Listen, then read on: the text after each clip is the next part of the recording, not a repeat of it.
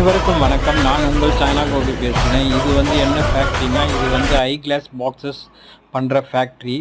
சைனாலேருந்து டைரெக்டாக காண்டாக்ட் பண்ணிங்கன்னா நான் உங்களுக்கு ப்ரைஸ் நல்லா தர முடியும். இது கேட்லாக் தான் வந்து உங்களுக்கு ஃபோட்டோவில் ஃபுல்லாக அனுப்பிச்சிருக்கு.